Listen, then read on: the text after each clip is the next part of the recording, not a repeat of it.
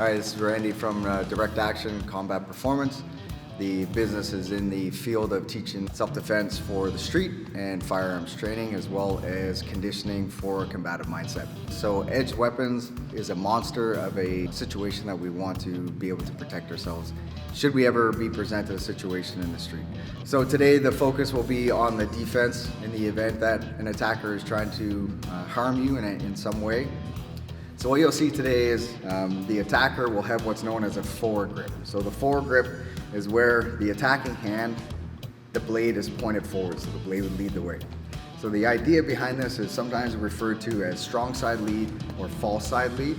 So if the attacker was to present the blade with the intent or with the motivation for some sort of gain, oftentimes the blade will be seen. Should somebody really want to put this blade inside you, they're motivated for evil. In some cases, you see what's referred to as a soul machine action, where the blade is continuously in motion, and sometimes one hand is used either as a blocking mechanism or a distraction mechanism. So today we're going to talk about forward grip attempt.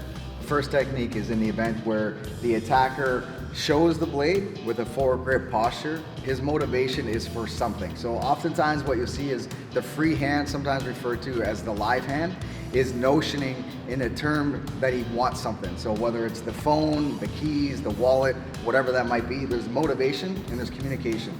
So he wants us to see that he's armed and he means business, but he's not necessarily motivated to jam it into us. That said, at any point things can get elevated and become very uncontrollable. So we want to be focused on the weapon-bearing limb, but not completely disregard the live hand, right? So in this particular case, the attacker is going to try to, get closer and try to jam the blade into our midsection. As he does, what we want to do is try to hollow out our body and reverse our grip in terms of any vital areas we want to not expose, but keep protected as best as possible. So we're going to do a down block to get to the outside of the weapon-bearing limb. So the down block will look like so. When the attack comes in, as it motions towards our belly, we want to hollow ourselves out. Forearm to forearm is what we're after here. So the vitals of our forearm are protected. We're facing ourselves. We want to get to the outside of the weapon-bearing limb, and then our free hand is going to trap the elbow. So as the attack is imminent, we're going to go forearm to forearm as we hollow ourselves out a little bit, and then we want to trap the elbow right here. So the idea behind trapping the elbow is when the attacker attempts to retract the tool and then jam it back into our midsection, we're going to use that resistance to pull ourselves in closer to isolate the weapon-bearing limb. So as he retracts, we're going to follow him in this position.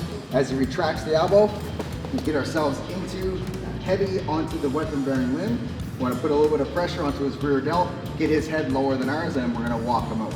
As we walk him out, the outside knee, so the one that's farthest away from us, will stay up and elevated. Once we get into this position here, we're going to try to stay upright as best as possible. We can do some combatives here, either striking the head, striking the attacking weapon-bearing limb, and then when we're ready, you can disarm him, controlling the wrist, grab the blade where the opening of the hand happens, disengage, and trap the wrist right at the hip bone. So my hip and the wrist are connected.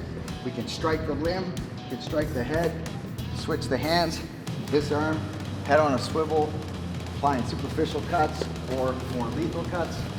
The left hand, or in this particular case, the hand that is controlling the wrist of the weapon-bearing limb is going to be switched with our free hand. We're going to palm the blade, moving it towards the opening of the hand as we disarm. If you want to cut him either superficially or lethally, that's your choice. Cut, head on a swivel, maybe put a little bit of pressure on this guy, look up, find out if he's alone, and if he's not, does he have anybody else that we need to deal with.